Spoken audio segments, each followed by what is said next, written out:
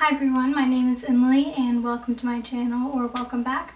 Today is my 6-year anniversary of getting sick with POTS, which maybe sounds kind of weird that I remember that, but I do because it was at the end of my junior year and a lot was going on and I was under a lot of stress already, so getting sick was not the best thing at the time, and at first I didn't think it was a chronic illness. So anyways, I just wanted to talk about 6 things I've learned in 6 years with POTS. So let's get into it. The first thing I have learned in the time I have had POTS and other chronic illnesses, which I have, is that you can plan things, and you should plan things. I'm someone who comes from a family of planners. I get that from my mom, definitely, and I like to have everything written down and so I can cross it off my little checklist. And you can do that with chronic illness, but you can only do it to a degree, because you might have a day you plan to go out and maybe you are really looking forward to it, and then when the day comes you can't actually go out. And that sucks, but you kind of have to learn to adjust your plans and to be flexible with things. Maybe you can't go out to the movies, but maybe you and your friends can come stay at your house and watch a movie, or just lie on the floor and do whatever you want to do. So that's definitely one thing that I've learned. Camera, adjust.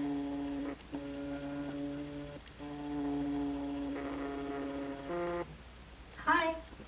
As I was saying, you learn to adjust and become flexible with a chronic illness, and planning is something that I would still encourage you to do, but allow yourself to sometimes break plans if it's necessary, and just try to explain to those around you that you don't mean anything by it. You want to do these things with them, but it's not always possible. The second thing I've learned is to listen to your body. When I first got sick, I thought it was just a stomach bug because nausea was my primary symptom, and after a few weeks of that continuing, and I had this unrelenting fatigue, and it didn't matter whether or not I slept, which I was sleeping as much as possible. That was in high school at the time, and it didn't matter on the weekends when I wouldn't go out all day and do anything other than homework. I would still just be so horribly fatigued, and so I realized over time that something's wrong and probably this isn't going away. Maybe it is, I thought, but either way I wanted to know it was wrong. And so that started my journey of seeing different doctors, and I had several doctors tell me that it was all in my head, or I was just anxious. And I knew there was something wrong with my body. You know your body best. I knew joint pain and the unrelenting fatigue. Like, it wasn't just like, oh, I'm tired. And I would wake up dry heaving. Like, didn't matter what time of the day. I was not anxious when I first woke up. I knew there was something wrong. So thankfully I had family who knew there was something wrong with me as well. They knew what it looked like for me when I was unwell. I had lost a lot of weight without meaning to. I just looked very sickly and unwell. So that's something that you really learn when you have chronic illness, is to listen to your body. And I would definitely suggest you do the same, because it's hard to keep pushing sometimes, especially when doctors who are supposed to be the experts are telling you there's nothing wrong with you, we can't find anything, and you're probably just anxious. You know yourself best. So if you feel that there's something wrong and it's not normal for you, then you need to keep going and keep pushing for answers. And I know how exhausting that is, but it is really, really important to do. The lighting / my position are different because I was editing my picture, and the dog photo that you saw earlier was apparently what my camera chose to focus on. So, my bad about that. So, third thing that I have learned is the value of a good support system. I was very lucky in that when I first got sick, everyone in my immediate family and my close friends knew that I was unwell. They believed me, and they understood that I wasn't faking. Doctors did not always believe me, but my friends and family did, and that was really important to me at that time, especially when there were bad days, and there were a lot of bad days at that point.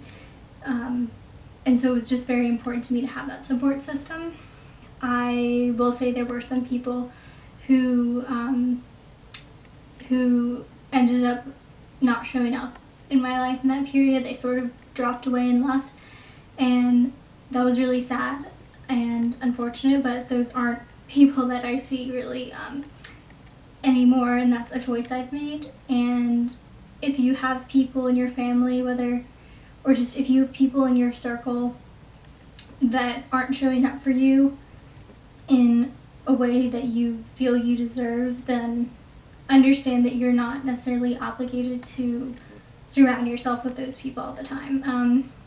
And you can find your own support system and make your own support system. There are plenty of people out there who will love and help you, and you honestly deserve that support. So the fourth thing is something that might sound a little weird, but you don't have to be grateful for your condition. And I know most people aren't really actually grateful for their condition, but what I mean by this is that a lot of the times, at least in my experience, people expect you to sort of just grit through it and smile and pretend everything's okay. And yeah, I do that a lot of the time, but there are days when I'm going to be mad and days where I'm going to cry and just be frustrated, and I need to be allowed to have that time to feel whatever I'm feeling. And that's okay to just take a step back and breathe and acknowledge when things are hard, because it sucks and it's not always easy. I am grateful for the experiences that I have been taught by my chronic illnesses, but I don't wish them on anyone else, and I would absolutely rather not have them. So no, I'm not grateful for my actual illness, but I am grateful for what I've learned. The fifth thing I've learned is that health does not equate to happiness. And when I was first sick, especially when I didn't know what was going on, yeah, I was very unhappy, and I think that's totally normal and natural when, especially if you're younger and you haven't always had a disability. If things just change like overnight and you don't know what's going on, of course you're going to be unhappy, and that's going to affect you negatively. And I'm not at all saying that's not normal or that you shouldn't be upset. And again, I'm not saying that you shouldn't allow yourself to have bad days, which is what I was just talking about. However, you also can't totally be wrapped up in your health, because if I did that, at least speaking for myself, I know I would never truly be really happy, because I don't feel good a lot of the times.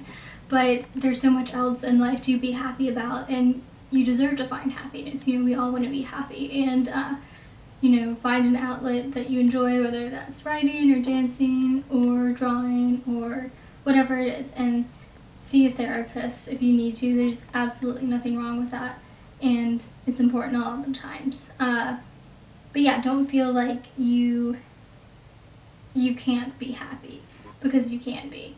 And like, this sort of sounds cheesy, but you need to find happiness within yourself and also just in the world around you.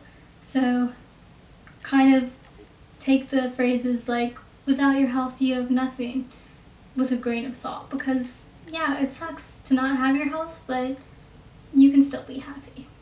So the final thing, just number 6 here, that I have learned is resilience. And again, this isn't something that I think I wouldn't have learned without a chronic illness, but it has definitely made me more resilient, and I'm really proud of that. I really admire that quality in myself, and resilience is really important. I know that even if there are bad days, and I've had bad days before, so I know I can get through other things. Those are the 6 things I have learned in the past 6 years. I am really proud of myself and everything I've done in the past 6 years. When I first got sick, it was at the end of my junior year.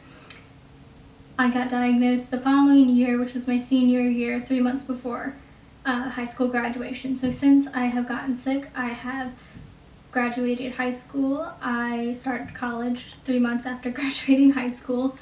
I succeeded in college. I did well, and I graduated on time, which was really hard for me, but something that I'm really proud of.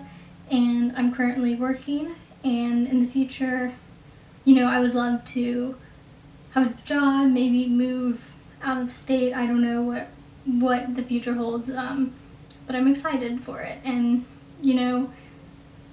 I have realized that my goals are going to take me a little longer sometimes, and I may have to do things differently. But just because I have a disability doesn't mean I can't live a full and happy life. And so I really look forward to the next 6 years of my life, and I know that POTS isn't going to stop me. So yeah, thank you guys for watching. Let me know in the comments below what you would like to see, how long you have had if you have a chronic condition, how long you've had those conditions for. If you've had a disability your whole life, I'm sure that sort of the lessons might be similar, but that there's definitely a difference in that there was never a before for you. So if that's something you want to talk about, I would definitely be interested in hearing about it. And please like and subscribe. And yeah, I look forward to talking to you guys next time. Bye.